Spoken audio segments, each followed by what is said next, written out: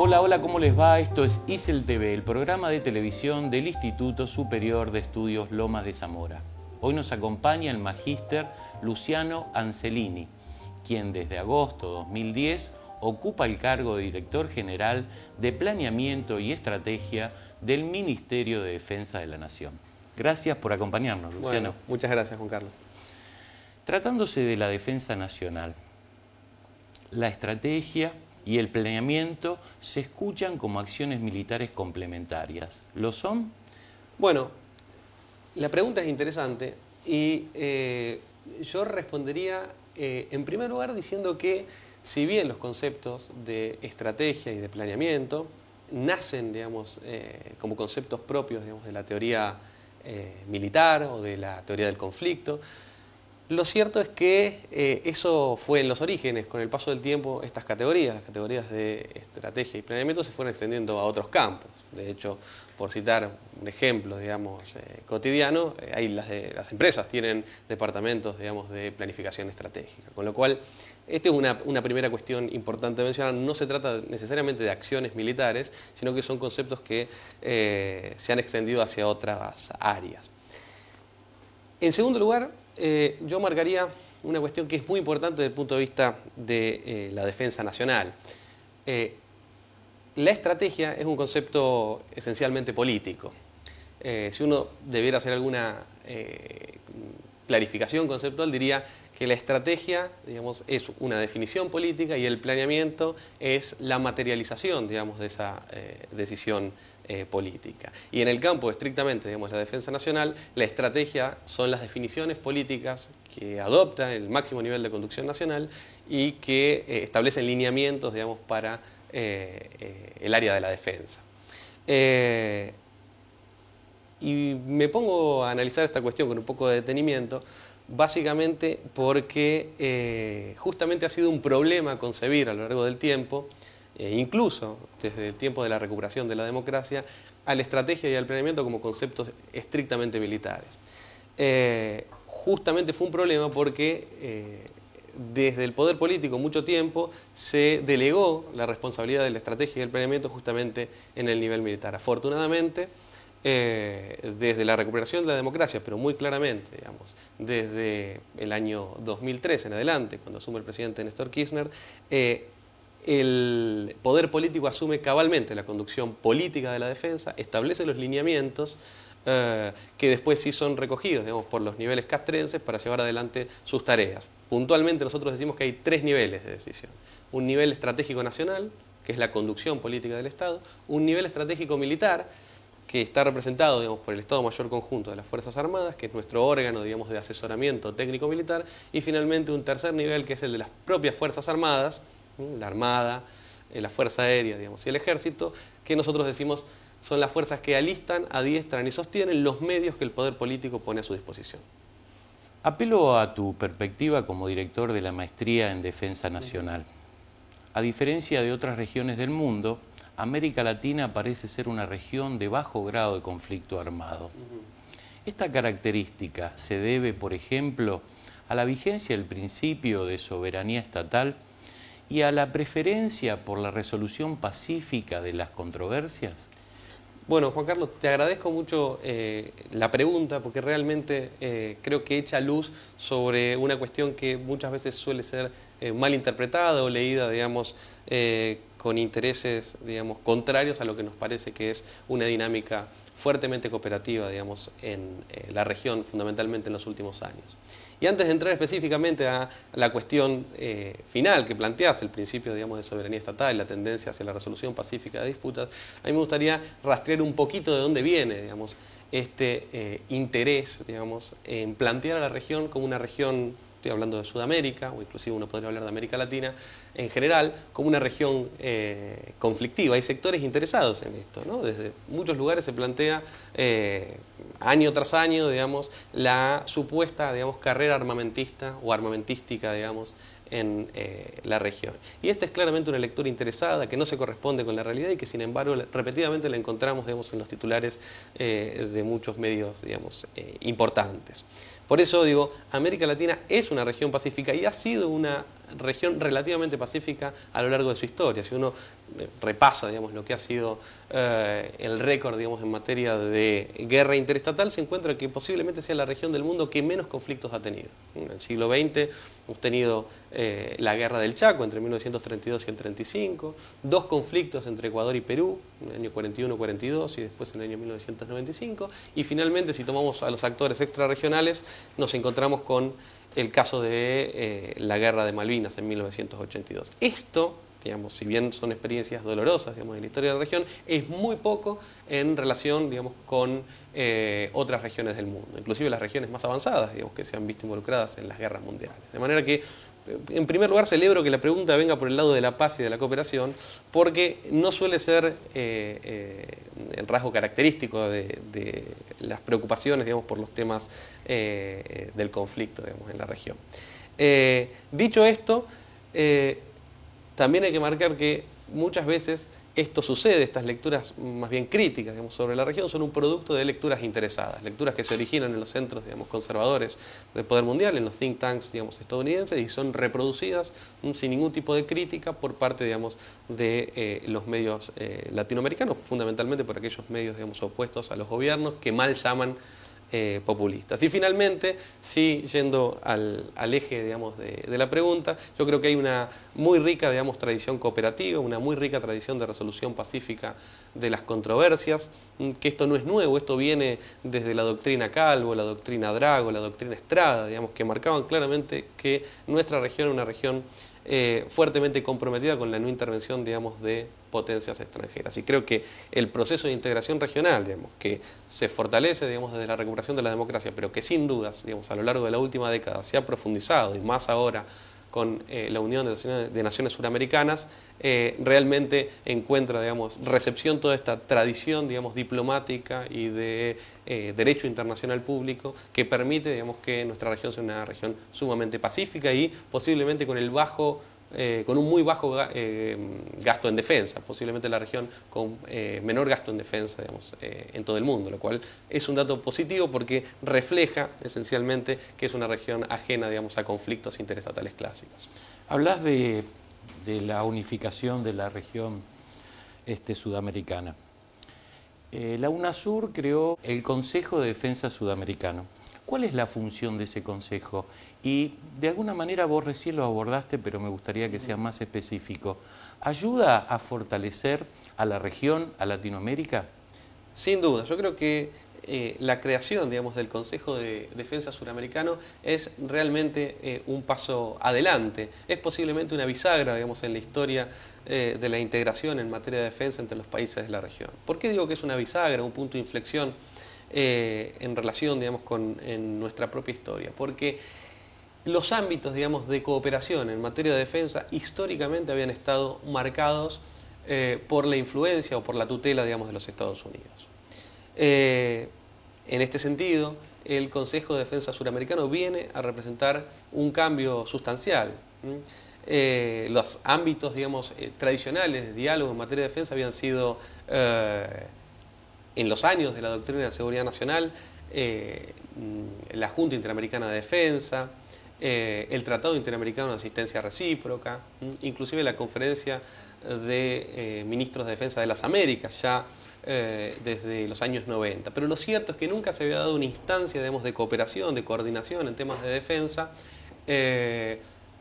organizado directamente por los países sudamericanos. Nosotros decimos que el Consejo de Defensa Suramericano es básicamente una instancia de diálogo en materia de defensa, de coordinación, que busca respuestas suramericanas a los problemas suramericanos. De manera que este es un punto central. Respecto de los objetivos del Consejo de Defensa Suramericano, yo marcaría en primer lugar la búsqueda de consolidar a América del Sur, digamos, como un área o como una zona de paz. Esto aparece, digamos, en su carta fundacional, y también la búsqueda de construir una identidad estratégica en materia de defensa. Y en esto también se han dado pasos muy significativos. Naturalmente, cada país tiene sus particularidades, cada país emplea a sus instrumentos militares y a sus fuerzas armadas con lógicas particulares, de manera que hay todo un esfuerzo de coordinación para alcanzar aquellos mínimos comunes denominadores que nos permitan justamente avanzar en la búsqueda de esta identidad sudamericana. Y finalmente, ya en el plano concreto de las acciones que se vienen desarrollando, el Consejo de Defensa Suramericano ha establecido una serie de planes de acción en materias muy específicas, ¿no? En materia de doctrina, en materia de medición del gasto en defensa, en materia de estudios estratégicos, que son realmente un paso adelante, insisto, en esta línea de construir un pensamiento, construir soluciones suramericanas a los propios problemas de la región. Ya no bajo la tutela, digamos, de una gran potencia, como sucedía en los años de la doctrina de seguridad nacional durante la Guerra Fría. En los años 60, Marshall McLuhan utiliza el concepto de aldea global. Parece que esta visión del escritor canadiense ha cobrado vigencia. ¿Cuáles son, y si es que existen, las amenazas globales? ¿Y qué es lo que más le preocupa a los líderes latinoamericanos en función de estas? Bueno, es interesante que se traiga a McLuhan, un especialista, digamos, en comunicación, y se lo vincule, digamos, con los temas de la defensa, porque esto nos lleva a un terreno, digamos, de clarificación conceptual que me parece que es inevitable para todos aquellos que nos dedicamos, ya sea desde la gestión pública o desde el ámbito académico, en mi caso como director de la maestría en Defensa Nacional que se dicta en la Escuela de Defensa Nacional, nos obliga a pensar muy seriamente, digamos, el tema de los conceptos. Yo creo que más que hablar de amenazas globales, a mí me gusta utilizar el concepto de problemas globales, ¿no? Porque la idea de instalar el concepto de amenazas globales también tiene un tinte posiblemente marcado, digamos, por la academia militar, digamos, de los Estados Unidos. Sí, básicamente porque ¿qué es una amenaza global, ¿no? Porque en general, tras esta formulación o bajo otra formulación, digamos, que es la de nuevas amenazas, se suelen incluir, digamos, el narcotráfico, el terrorismo, digamos, la criminalidad organizada en general, pero también son problemas globales o amenazas globales, la crisis económica global que afecta, digamos, al mundo más desarrollado, digamos, las crisis ambientales, digamos, las pandemias, etc. De manera que hablar de amenazas globales ha sido un poco engañoso y en realidad ha sido utilizado, particularmente por los centros tradicionales del poder mundial, para instalar la idea de que frente a esas amenazas había que dar una respuesta militar. Y en esto yo soy absolutamente terminante y creo que no todas las amenazas requieren una respuesta militar. Había una tendencia muy grande, fundamentalmente en los Estados Unidos y particularmente en lo que hace a la región, digamos, en el Comando Sur, que es un órgano militar que depende, digamos, del Departamento de Defensa de los Estados Unidos, en tener un tratamiento, digamos, militar de estas cuestiones. Y yo creo claramente que el tratamiento de estas problemáticas, al menos en el caso de la Argentina, pasa por otras agencias del Estado, por las agencias de salud, por las agencias educativas y particularmente por lo que es el narcotráfico, digamos, la criminalidad organizada en general, por las agencias de seguridad que están bajo la órbita del Ministerio de Seguridad y no bajo la órbita del Ministerio de Defensa. De manera que yo creo que cada país debe darse sus propias respuestas, pero sin dudas en el caso de la Argentina nosotros entendemos que nuestras Fuerzas Armadas, nuestro instrumento militar, tienen una participación muy limitada y está estrictamente referida a lo que son amenazas estatales militares tradicionales, las agresiones estatales militares externas, las llamamos en la jerga, digamos, de la defensa, y no es responsabilidad de nuestras Fuerzas Armadas todo este conjunto de problemáticas que, insisto, desde determinados lugares se busca definir como nuevas amenazas. Interpreto bien si digo que era una forma de justificar esta carrera armamentista, por lo que acabas de decir? Bueno, acá hay una... Introduciendo este concepto, ¿no? Y en alguna medida, digamos, nosotros podemos vincular este tema, digamos, lo que mencionábamos antes, digamos, de la carrera armamentista y las amenazas. Digo, uno puede correrse, digamos, de la actualidad, aunque claramente después del 2001, luego de los atentados terroristas, y particularmente después del año 2003, cuando se da la Conferencia de Seguridad Hemisférica, digamos, de la OEA, en donde de alguna manera hay un impulso por parte de los Estados Unidos para que los países de la región adopten, digamos, un tratamiento más bien militar de muchas de estas cuestiones, pero uno puede rastrearlo, digamos, en el pasado también, cuando bajo la doctrina, digamos, de seguridad nacional, bajo la tutela también de los Estados Unidos, se incluía, digamos, a la Unión Soviética y particularmente a los movimientos que respondían, digamos, a la injerencia soviética, digamos, y había que responder frente a eso. Entonces las dictaduras militares latinoamericanas en muchos casos, digamos, se agarraron, digamos, de estos lineamientos y claramente consiguieron el financiamiento y efectivamente se fueron dando espirales, digamos, armamentistas, pero que respondían básicamente a una mirada, digamos, del centro del poder mundial, que era impulsar, digamos, el financiamiento de todo aquello que pusiera un límite, digamos, a lo que se denominaba por aquel entonces el enemigo ideológico interno asociado, digamos, con el socialismo, digamos, o el comunismo. Bueno, en los años 2000 aparece la idea de las nuevas amenazas y el financiamiento viene por este lado, financiar, digamos, a los instrumentos militares, digamos, bajo el objetivo de luchar contra estas nuevas amenazas. Bueno, en el caso de la Argentina, insisto, somos absolutamente determinantes con que problemáticas que no son militares, digamos, estatales, no forman parte, digamos, del universo de responsabilidades de la jurisdicción defensa. En todo caso, el rol de la defensa es un rol absolutamente logístico, subsidiario, digamos, y de apoyo, digamos, a las fuerzas de seguridad, pero de ninguna manera nuestra misión principal. ¿Y cuáles son las políticas de defensa nacional? ¿Y cuál es el marco normativo en nuestro país? Bueno, acá aparecen dos preguntas, digamos, que por ahí son un poquito largas para contestar. Me voy a tomar el tiempo, pero que son verdaderamente interesantes, porque creo que es importante, digamos, también para la audiencia, digamos, empaparse de cuestiones que no forman parte cotidianamente de la agenda. Correcto. Yendo a la política de defensa nacional, y esto nos lleva, digamos, a lo que fue la primera pregunta, la muy interesante pregunta que me hiciste, Juan Carlos, respecto de la vinculación entre estrategia y planeamiento. Y yo dije, bueno, la estrategia es una acción política, no es una acción militar. Lo que debemos decir que la política de defensa nacional hoy está absolutamente en manos, digamos, del poder político. Es decir, es el poder político el que establece los lineamientos. Y esto, que parece algo no demasiado novedoso, sí lo es en el caso de la Argentina, porque sobre todo del 2003 para acá se ha dado una definición muy clara de lo que estratégicamente percibe el país.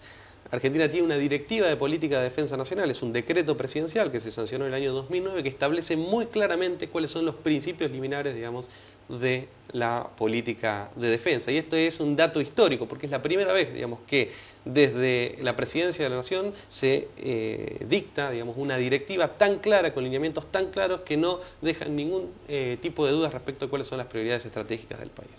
Y yendo al ordenamiento normativo, esto nos exige hacer un poquito de historia reciente, pero tener presente que desde la década del 80 la Argentina se ha dado una ley de defensa nacional. En el año 1988, durante el gobierno del presidente Alfonsín, se sanciona la ley de defensa nacional, que establece el punto de partida, digamos, para lo que nosotros llamamos el ordenamiento normativo o el consenso básico, digamos, en materia de defensa. Posteriormente, ya en los años 90, 1992 particularmente, durante el gobierno del presidente Menem se sanciona la Ley de Seguridad Interior. Estas dos leyes, la Ley de Defensa Nacional y la Ley de Seguridad Interior, establecen claramente a la defensa externa, digamos, y a la seguridad interior como dos campos absolutamente escindidos sobre cuyas problemáticas, ¿no es cierto?, participan diferentes agencias del Estado. Los temas de la defensa nacional son una responsabilidad de la jurisdicción defensa a través del Ministerio de Defensa y su instrumento militar dependiente, y los temas, digamos, de seguridad interior son una responsabilidad de las agencias policiales comandadas, digamos, en la actualidad por el Ministerio de Seguridad. Finalmente, en el año 2001, durante el gobierno del presidente de la Rúa, se sanciona la Ley de Inteligencia Nacional, que viene a completar este trípode, digamos, o este consenso básico respecto de cuáles son las responsabilidades de cada una de las agencias del Estado en materia de defensa y seguridad. Lo que marca la Ley de Inteligencia Nacional es que las Fuerzas Armadas no pueden producir inteligencia para cuestiones que no tengan que ver con las amenazas externas militares, digamos, es decir, los conflictos de orden tradicional. Para inteligencia referida a otro tipo de problemática, crimen organizado, como el narcotráfico, por ejemplo, están las agencias de seguridad. Esto en cuanto, digamos, al trípode, digamos, normativo o al consenso básico que ordena, digamos, normativamente la defensa en el país. Ahora bien, después del año 2003 aparecen realmente con el presidente Néstor Kirchner una verdadera transformación, porque si bien esto estaba, lo cierto es que se da un impulso decidido, se reglamenta la ley de defensa, que estuvo 18 años sin reglamentarse, se sancionan una serie de decretos fundamentales, como la Directiva de Organización y Funcionamiento de las Fuerzas Armadas, que enfatiza claramente cuál es la misión principal del instrumento militar,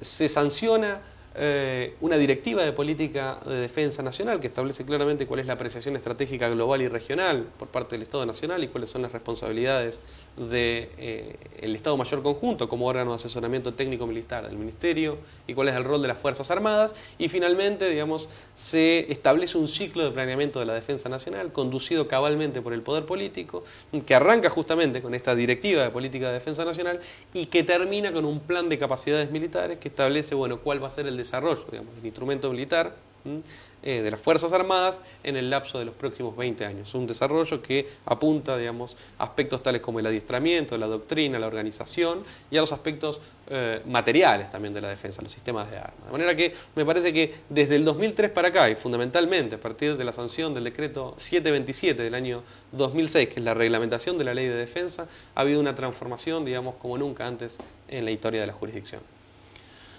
Te pido si podemos apelar a tu poder de síntesis, Sí. pero me gustaría conocer, y para ir cerrando, un aspecto que se vincula al presupuesto de defensa. ¿Cuál es el gasto?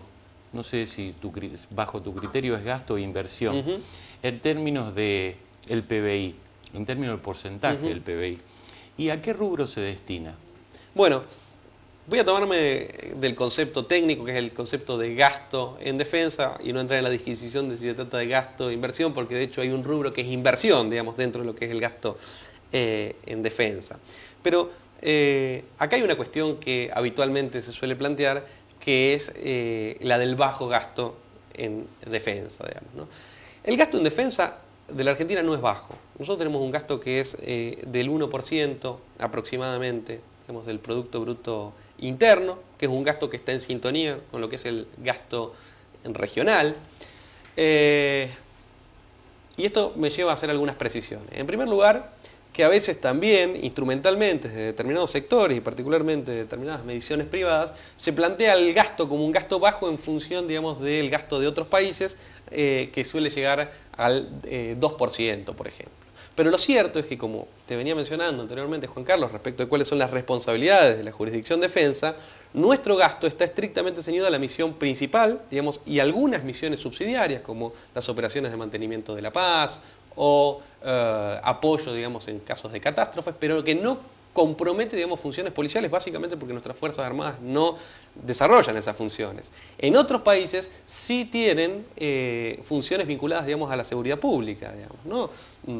De manera que, sin meternos, digamos, en los ordenamientos normativos de otros países, cada país se organiza en función de sus propias leyes. Lo cierto es que muchas veces ese gasto en defensa de otros países a los cuales se le asigna un gasto mayor en defensa comprende funciones policiales. De manera que, en primer lugar, yo diría el gasto no es bajo, está en sintonía con lo que es la región. En segundo lugar, diría que nosotros tenemos unas Fuerzas Armadas todavía muy grandes, digamos, ¿no? Si uno compara el tamaño de nuestro país, digamos, y las Fuerzas Armadas que tenemos en relación con otros países como Canadá o como Australia, que son países de dimensiones similares, se encuentra con que nosotros tenemos 75.000 hombres entre oficiales, suboficiales, soldados, mientras que estos países tienen 40.000 hombres aproximadamente. De manera que el gasto tal vez no es un gasto bajo, pero muchas veces no alcanza para todas las inversiones que quisiéramos en función de que todavía tenemos unas Fuerzas Armadas tributarias, digamos, de otra etapa.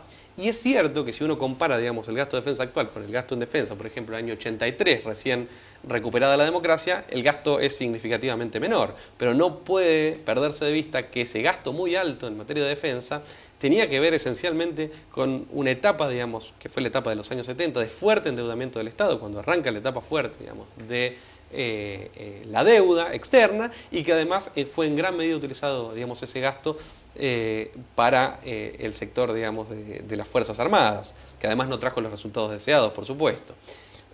Última precisión para cerrar, es que no podemos perder de vista que la Argentina viene, digamos, de una crisis social terminal, digamos, después de la crisis del 2001. Nosotros teníamos la población argentina prácticamente en un 55, un 60% bajo el nivel de pobreza, digamos, ¿no? De manera que poner como prioridad la jurisdicción defensa en el marco de una crisis social terminal no tenía ningún sentido. De manera que el Estado busca recuperar capacidades.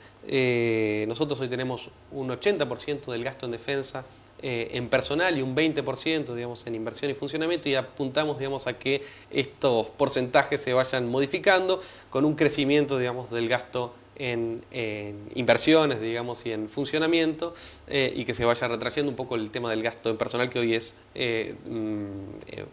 significa mucho, digamos, para la jurisdicción. De manera que yo digo, el gasto no es bajo, a veces es bajo, digamos, para la estructura que tenemos, y yo creo que hay un compromiso político, digamos, muy claro del Poder Ejecutivo Nacional de avanzar en el fortalecimiento, digamos, de los sistemas de armas y de las capacidades del instrumento militar.